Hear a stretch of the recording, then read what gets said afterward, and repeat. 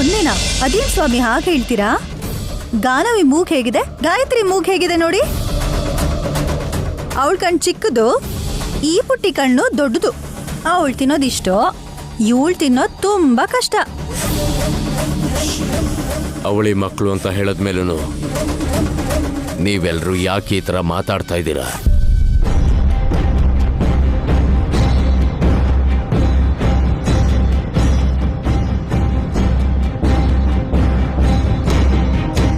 ಶಾಸ್ತ್ರಿಗಳ ಮಗಳು ಶಾರದಕ್ಕನ್ ಮಗಳು ಇವಳು. ಅಲ್ಲ,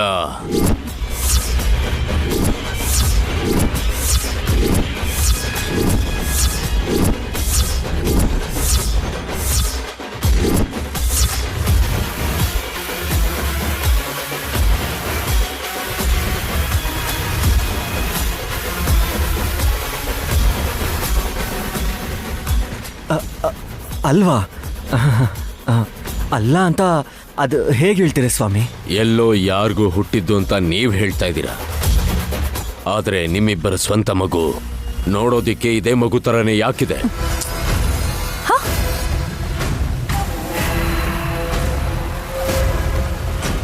ಒಂದೇ ತರನ.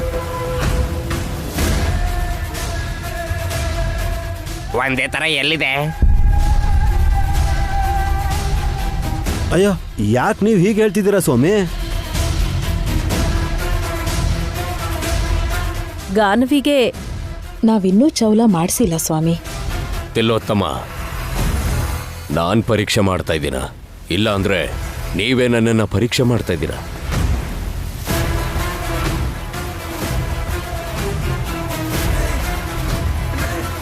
ಇವ್ರೇನೋ ಹೀಗೆ ಹೇಳ್ತಾರೆ, ನಾವ್ ಹೇಳೋದು ಅವ್ರ ಅರ್ಥನೇ ಮಾಡ್ಕೋತಿಲ್ವಲ್ಲ.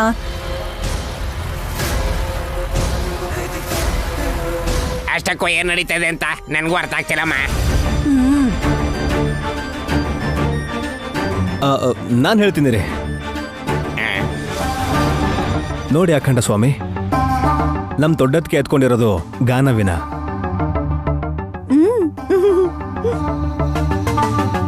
ಅವಳು ನಮ್ಮ ಅಕ್ಕ ಮತ್ತೆ ಭಾವನ್ ಸ್ವಂತ ಮಗಳು.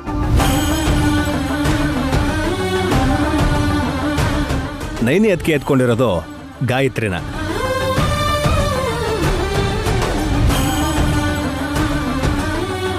ಅವಳನ್ನ ಹೆತ್ತಿರೋದು ನಮ್ಮ ಅಕ್ಕ ಅಲ್ಲ, ದತ್ತು ಮಗು ಅಂತ ಹೇಳಿದ್ನಲ್ಲ. 25 ಕೋಟಿ ಕೂಡ ಆ ಮಗು ಹೆಸರಿಗೆ ಬರೆದಿದ್ದಾರೆ.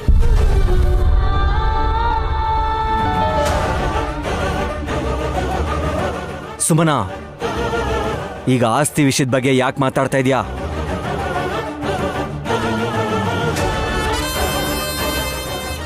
ಅದು ನಿಮಗ್ ಬಿಟ್ಟಿದ ವಿಚಾರ. ಆದ್ರೆ ನಾನು ಹೇಳ್ತಿರೋದು ಒಂದೇ, ನಿಮ್ಮಿಬ್ರು ಮಕ್ಕಳು ನೋಡೋದಿಕ್ಕೆ ಒಂದೇ ತರ ಹೇಗಿರಕ್ ಸಾಧ್ಯ?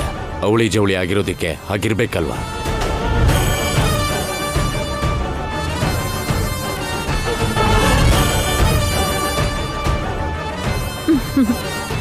ಮತ್ತೆ ಅಲ್ಲಿಗೆ ಬಂದ್ರು ಅಖಂಡ ಸ್ವಾಮಿ. ಆತನಿಗೆ ಗಾಯತ್ರಿ ದೇವಿಯವರು ಎರಡೂ ಕಡೆ ಕಾಣಿಸ್ಕೋತಾ ಇದ್ದಾರೆ. ಅದು ಮಂತ್ರಪುಷ್ಪ ಪ್ರಭಾವದಿಂದ ಆಗ್ತಿದೆ ಅಂತ ಗೊತ್ತಾಗ್ತಿಲ್ಲ.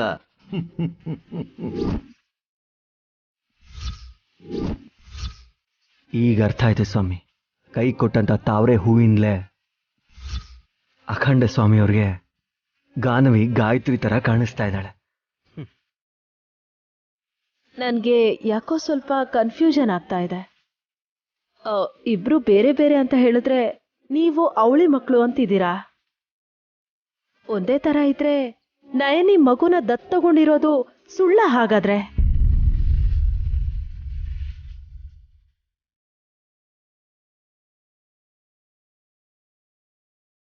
ಒಂದೇ ತರ ಇರೋದಕ್ಕೆ ಅಲ್ವಾ ತಿಲೋತ್ತಮ ಆ ಎರಡು ಮಕ್ಕಳಿಗೂ ಒಂದೇ ಬಣ್ಣ, ಒಂದೇ ತರದ ಬಟ್ಟೆನ ಹಾಕಿದಾರಲ್ವಾ?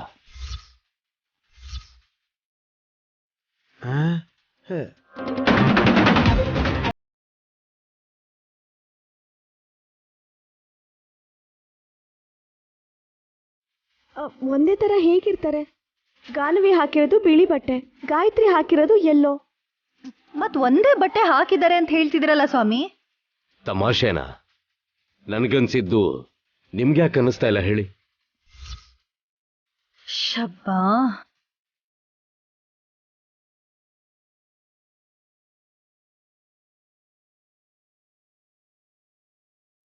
ಅಯ್ಯೋ ಸ್ವಾಮಿ, ನೀವು ತಪ್ಪು ತಿಳ್ಕೊಂಡಿದ್ದೀರಂತ ನಾವ್ ಅನ್ಕೊಂಡಿದೀವಿ ಅಷ್ಟೇ. ಮತ್ತೆ ಅದೇ ಮಾತು ಮಾತಾಡ್ತಿದ್ರಲ್ರಿ. ಇಲ್ಲಿ ಗಾನವಿ ಇಲ್ಲ. ಮತ್ತೆ ಈ ಮಗು ಹೆಸರೇನು? ಗಾಯತ್ರಿ. ಅವಳೆತ್ಕೊಂಡಿರೋ ಮಗು ಹೆಸರು ಗಾಯತ್ರಿನೇ ಅಲ್ವಾ?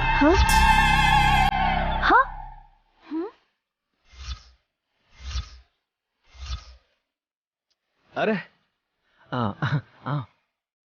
ಹೌದು ಸ್ವಾಮಿ.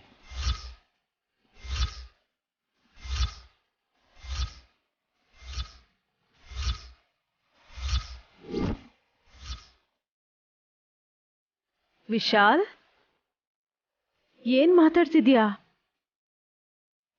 ಹೌದು ಮಾಮ್, ಅಲ್ಲೂ ಗಾಯತ್ರಿನೇ ಇದ್ದಾಳೆ, ಇಲ್ಲೂ ಗಾಯತ್ರಿನೇ ಇದ್ದಾಳೆ.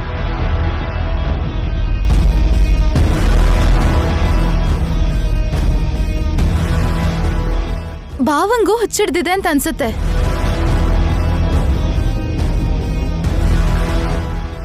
ಹಾಗಾದ್ರೆ ಅಖಂಡ ಸ್ವಾಮಿಯವ್ರಿಗೂ ಹುಚ್ಚಿಡ್ದಿದೆ ಅಂತಿದ್ಯಾ? ಅಷ್ಟೇ ಅಲ್ವಾ ಬ್ರೋ? ಹಾಗಾದ್ರೆ ನನಗೂ ಹುಚ್ಚಿಡ್ದಿದೆ ಅಂತ ಅನ್ಕೋಬಹುದು.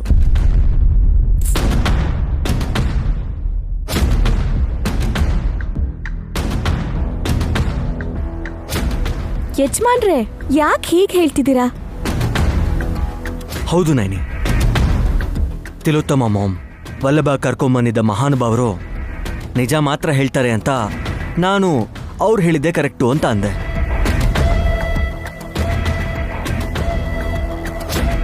ಅಂದ್ರೆ ಏನ್ ಬಾಬಾ, ನಾವ್ ಹೇಳಿದ್ ತಪ್ಪಂತನಾ? ನಾನು ಹೇಳಿದ್ನಾಗೆ ಅದೇ ಅರ್ಥ ತಾನೆ. ನಾವೆಲ್ರೂ ಒಂದ್ ಹೇಳ್ತಿದ್ರೆ ಇವ್ರು ನೋಡಿದ್ರೆ ಇನ್ನೊಂದ್ ಹೇಳ್ತಿದ್ದಾರೆ. ಆ ವಿಷಯಕ್ಕೆ ಬಂದ್ರೆ ಇವ್ರು ರಾಂಗು, ನೀವ್ ಹೇಳ್ತಿರೋದು ರಾಂಗು. ನನ್ನ ತಪ್ಪಂತ ಹೇಳ್ಬೇಡಿ.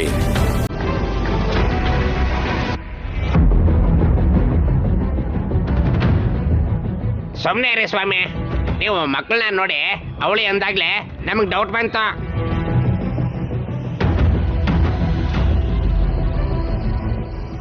ಒಂದೇ ಬಣ್ಣ ಡ್ರೆಸ್ ಹಾಕೊಂಡಿದ್ದಾರೆ ಅಂತ ಅವ್ರು ಹೇಳ್ದಾಗ್ಲೇ ನಾನು ಡಿಸೈಡ್ ಆಗ್ಬಿಟ್ಟೆ. ಏನಂತಾನೆ? ಈ ದೊಡ್ಡ ಮನುಷ್ಯಂಗ್ ಹುಚ್ಚು ಅಂತ.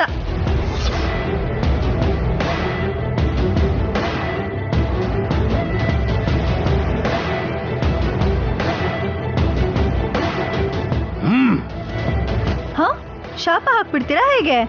ನಿಮ್ ಮಾತ್ ಕೇಳಿ ನಮಗ್ ಹುಚ್ಚಿಡ್ದಂಗ ಆಗ್ತಿದೆ. ಇನ್ ನಿಮ್ ಶಾಪಕ್ಕೆ ಅದೇನಾಗ್ಬಿಡತ್ತೋ, ಅದೇನ್ ಹಾಕ್ತಿರೋ ಹಾಕಿ.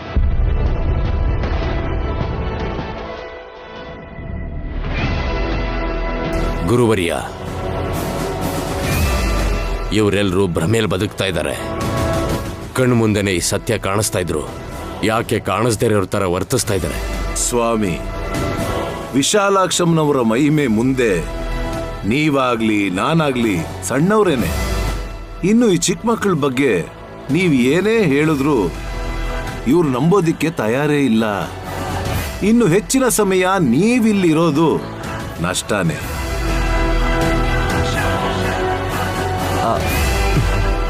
ಅಯ್ಯೋ, ಹೋಗಕ್ಕೆ ಹೇಳ್ತಿದ್ದೀರಲ್ಲ ಗುರುಗಳೇ, ಅವ್ರು ಬಂದಿರೋ ಕೆಲಸ ಇನ್ನೂ ಆಗಿಲ್ಲ. ಇನ್ನೊಂದು 10 ನಿಮಿಷ ಇದ್ರೆ ಎಲ್ರೂ ಹುಚ್ಚುಚ್ಚಾಗಿ ಮಾತಾಡ್ತಾ ಅವ್ರನ್ನವ್ರೇ ಮರ್ತು ಹೋಗ್ತಾರೋ ಏನೋ. ಹುಷಾರು.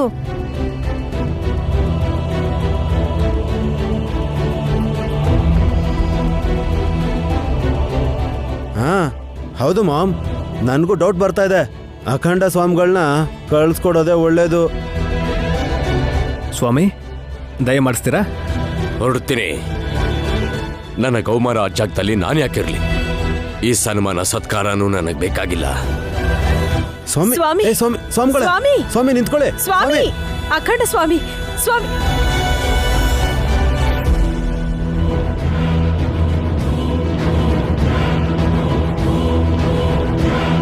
ವಿಶಾಲ, ಆ ಹಾರನ ಹೂವನ್ನ ತಗೊಂಡ್ ಬಾ. ಸರಿ ಸ್ವಾಮಿ.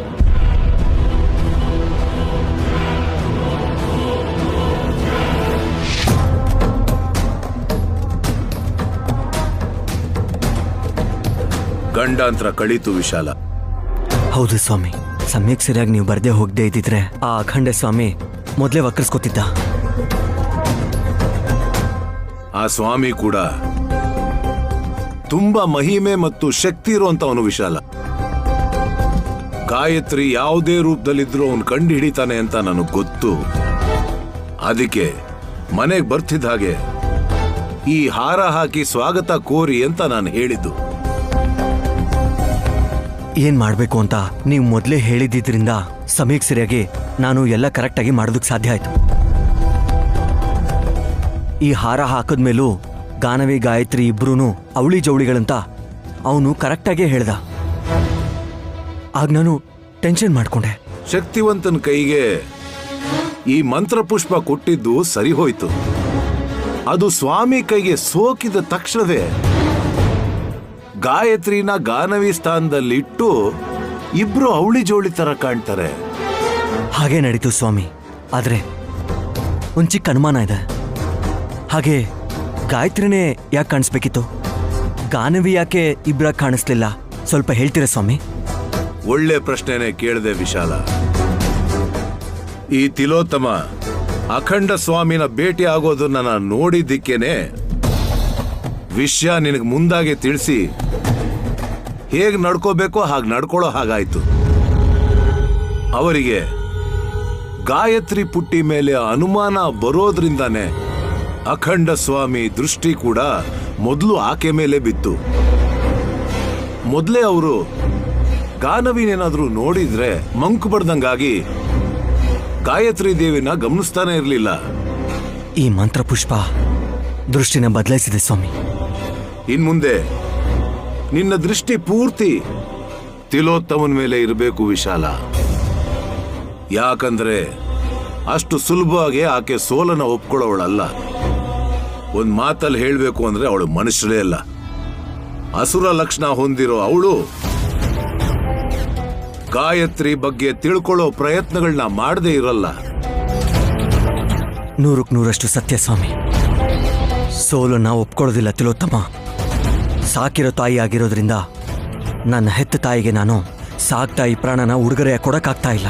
ಆತರ ಪಟ್ಟು ನಿನ್ನ ಕೈಗೆ ರಕ್ತನ ಅಂಟಿಸ್ಕೋಬೇಡ ವಿಶಾಲ. ನಿನ್ನ ಜನ್ಮ ಕೊಟ್ಟ ತಾಯಿಗೆ ನೀನು ಹಾಲಿರಿಯುವಂತ ತಂದೆ ಆಗಿರ್ಬೇಕಪ್ಪ. ಗಾಯತ್ರಿ ಗೊತ್ತು ಶತ್ರು ಸಂಹಾರ ಯಾವ ವಿಧಾನದಲ್ಲಿ ಮಾಡಬೇಕು ಅಂತ. ನಮ್ಮಮ್ಮ ಬೆಳೆದು ದೊಡ್ಡವರಾಗೋವರೆಗೂ ನಿಮ್ನೆರಳಲ್ಲೇ ಇರಬೇಕು ಸ್ವಾಮಿ. ನಾನು ಆಶೀರ್ವಾದ ಮಾಡಬಲ್ಲೆ. ವಿಶಾಲಾಕ್ಷಮ್ನವರು ಕಾಪಾಡಬಹುದು. ಓಂ ಶ್ರೀ ಮಾತ್ರೇ ನಮಃ. ಒಳ್ಳೇದಾಗಲಿ.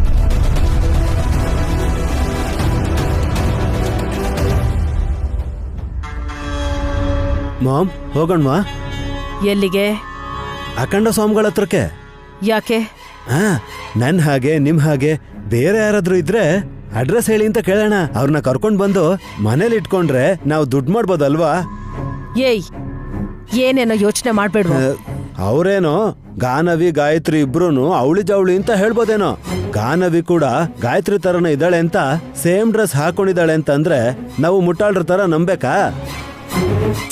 ಏಯ್, ಅಖಂಡ ಸ್ವಾಮಿ ಬಗ್ಗೆ ಹಾಗೆಲ್ಲ ಮಾತಾಡ್ಬೇಡ್ವೋ. ಮಹಾಶಕ್ತಿ ಇರೋರು. ಮನೇಲಿ ಕುಲಗುರುಗಳು ಇದ್ದಾಗ ಬಂದಿದ್ದಕ್ಕೆ ಏನಾದ್ರೂ ಮ್ಯಾಜಿಕ್ ಆಯ್ತಾ ಹೇಗೆ? ಅದನ್ ತಿಳ್ಕೋಬೇಕು.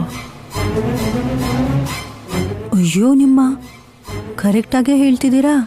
ಆ ಹೂವಿನ ಹಾರದಿಂದ ಹಾಗಾಯ್ತು ಅಂತ ನಿಮಗೆ ಗೊತ್ತಾಗ್ಬಿಟ್ರೆ ಗಾಯತ್ರಿ ಪುಟ್ಟಿ ಮೇಲೆ ಅನುಮಾನ ಪಡಕ್ ಶುರು ಮಾಡ್ತೀರಾ. ಈಗಲೇ ನಿಮ್ಮನ್ನ ಡೈವರ್ಟ್ ಮಾಡಬೇಕು. ವಿಶಾಲಾಕ್ಷಿ ಇದ್ದಿದ್ರೆ ಏನಾದ್ರೂ ಮಂತ್ರ ಹಾಕಿದ್ದಾಳೆ ಅಂತ ಹೇಳ್ಬೋದಿತ್ತು ಮಾಮ್. ಯಾಕೋ ನನಗೂ ಹಾಗೇ ಅನ್ನಿಸ್ತಿದೆ ವಲ್ಲಭ. ಆ ಆಂಗಲ್ ಅಲ್ಲಿ ಯೋಚನೆ ಮಾಡು. ಚಿಕ್ಕ ಮಕ್ಕಳನ್ನ ಮಾತ್ರ ಅವಳಿ ಮಕ್ಕಳು ಒಂದೇ ತರ ಇದಾರೆ ಅಂತ ಹೇಳಿದ್ರು ಅಖಂಡ ಸ್ವಾಮಿಗಳು. ನಮ್ಮನ್ಯಾರನ್ನೂ ಹಾಗನ್ಲಿಲ್ವಲ್ಲ ಅವರು. ಇದು ಕೂಡ ಪಾಯಿಂಟೇ. ನಾವು ಅಖಂಡ ಸ್ವಾಮಿನ ಮನೆ ಕರ್ಕೊಂಡ್ ಬಂದ್ಮೇಲೆ ಹಾರ ಹಾಕಿ ವೆಲ್ಕಮ್ ಮಾಡಿ ಅಂತ ಹೇಳಿದ್ರು ಆ ಗುರುಗಳು. ಅದಾದ್ಮೇಲೆ ವಿಭ್ರಾಣಂ ಶೂಲಬಾನಾನ ಪೀನಸಲಗದ ಚಾಪ ಶಾಂತರಾಜೈ ಮೇಘಶ್ಯಾಮ ಕಿರೀಟೋ ಲಸಿತಾ ಶಶಿಕಲಾ ಭೀಷಣ ಭೂಷಣಾದ್ಯ ಬಿಭ್ರಾಣಂ ಏಯ್, ಶೂಲಬಾಣನ ಛೀ, ಹೋಗಿ ಆ ಕಡೆ. ಏನಾಯ್ತು ರಾಜಾ? ಇದು ಹೊಗೆ ಅಲ್ಲ, ಸಾಂಬ್ರಾಣಿ ಧೂಪ. ಇದ್ರಿಂದ ಕೆಮ್ಮು ಬರಲ್ಲ. ಏಯ್ ನಿನ್ನ ಇಲ್ಲಿಗ್ ಬರಕ್ಕೆ ಯಾರು ಹೇಳಿದ್ದು? ಹೇಳಿ ನೋಡೋಣ. ಹಾ, ಏಯ್, ನೀ ಹೇಳೆ ಮೊದ್ಲು. ನಮ್ಮ ಅತ್ತೆಯವರ ಮಗನ ಹೆಂಡತಿ. ಹಾ? ಹ? ಅದ್ಯಾರು? ನಾನೇ. ಏಯ್ ಲೂಸು, ಹೋಗೆ ಇಲ್ಲಿಂದ. ಹೋಗೋ ಮುಂಚೆ ನಿಮ್ ಬುದ್ಧಿಗೆ ಒಂದು ಚಿಕ್ಕ ಪರೀಕ್ಷೆ ಕೊಡ್ತೀನಿ, ಸರಿನಾ? ಹೇಳಿ. ಮೇಲ್ ನೋಡಿದ್ರೆ ಕಾಯಿ, ಓಡದ್ ನೋಡಿದ್ರೆ ಕೂದ್ಲು. ಹಾ? ಹಾ? ತಲೆಕಾಯಿ ಮೇಲಾದ್ರೆ ಕೂದ್ಲಿರುತ್ತೆ, ಒಡೆದಾಕಿದ್ರೆ ಕೂದ್ಲಾಕ್ ಬರುತ್ತೆ. ಏಯ್, ಹಾ? ಅವಳು ತಲೆ ಕೆಡಿಸ್ತಾ ಇದ್ದಾಳೆ, ಆಚೆ ಕಳ್ಸು. ನಿಮಗ್ ಬುದ್ಧಿ ಇಲ್ಲ ಅಂತ ನನಗೆ ಅರ್ಥ ಆಗೋಯ್ತು ಅತ್ತೆ. ಸುಮ್ನೆ ಯಾವಾಗ್ಲೂ ಬೈಬೇಡಿ. ನಿನ್ ಹುಚ್ಚು ಪ್ರಶ್ನೆಗಳಿಗೆ ನೀನಾದ್ರೂ ಉತ್ತರ ಹೇಳಕ್ಕಾಗತ್ತಾ? Why not baby? ಬೇಬಿನ? ಸುಮ್ನೆ ತಮಾಷೆಗೆ. ಆನ್ಸರ್ ಏನು ಅಂದ್ರೆ ಹತ್ತಿಕಾಯಿ. ಹತ್ತಿಕಾಯ? ಹೌದು ರಾಜಾ. ನೋಡ ಗುಂಡಗಿರೋ ಕಾಯಿನ ಒಡ್ದು ಹಾಕಿದ್ರೆ ಕೂದ್ಲು ತರ ಇರೋ ಹತ್ತಿನೇ ತಾನೆ ಬರೋದು.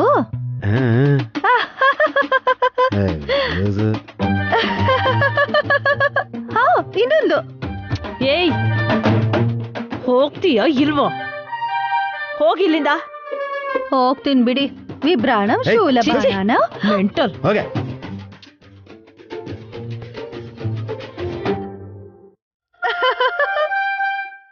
ಅಧಿಕ ಪ್ರಸಂಗಿ.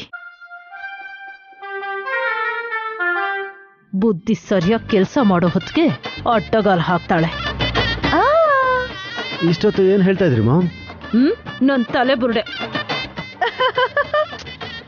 ನನ್ನ ಹೆಂಡತಿ ಹೇಳಿದ್ದು ಹತ್ತಿಕಾಯಿ. ಏಯ್,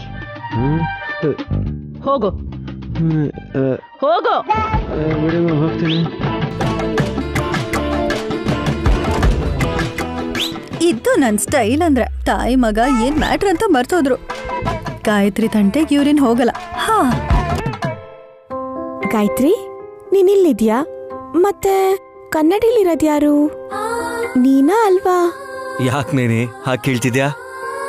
ಯಾರನ್ ಕೇಳಿದ್ರು ಸರಿಯಾಗಿ ಉತ್ತರ ಕೊಡ್ತಿಲ್ಲ. ಮಕ್ಕಳು ಸುಳ್ಳು ಹೇಳಲ್ಲ ಅಂತ ಗಾಯತ್ರಿನೇ ಕೇಳ್ತಿದ್ದೀನಿ ಯಜಮಾನ್ರೆ.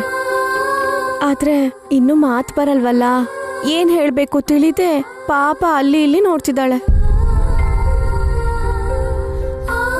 ನೈನಿ, ನೀನ್ ಯಾಕೆ ಹೀಗೆ ಕೇಳ್ತಿದ್ಯಾ ಅಂತ ಈಗ ಅರ್ಥ ಆಯ್ತು.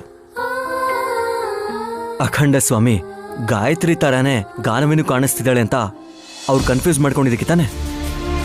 ಹೌದು ಯಜಮಾನ್ರೆ, ಗಾಯತ್ರಿ ಗಾನವಿ ನೋಡಕ್ ಒಂದೇ ತರ ಇದ್ದಾರೆ ಅಂತ ಇಲ್ಲಿವರೆಗೂ ಯಾರು ಹೇಳಿರ್ಲಿಲ್ಲ. ಆ ಸ್ವಾಮೀಜಿ ಯಾಕೆ ಹೇಳಿದ್ರು ಅಂತ ಯೋಚನೆ ಮಾಡ್ತಿದ್ದೆ. ಬೇಕಾಗಿಲ್ಲ. ಈ ಮನೆಗೆ ಕಾಲಿಟ್ಟ ಮೇಲೆ ಒಬ್ಬೊಬ್ರು ಒಂದೊಂದು ರೀತಿ ನಡ್ಕೋತಿದ್ದಾರೆ ಅಂತ ಸ್ವಾಮೀಜಿ ತಿಳಿಸಿದ್ರಲ್ಲ. ಕಾರಣ ಹೇಳಿದ್ರಾ? ತಿಳ್ಕೋಬೇಕು ಅಂತ ಹೇಳ್ದೆ. ಹೇಗೆ? Naini, just relax.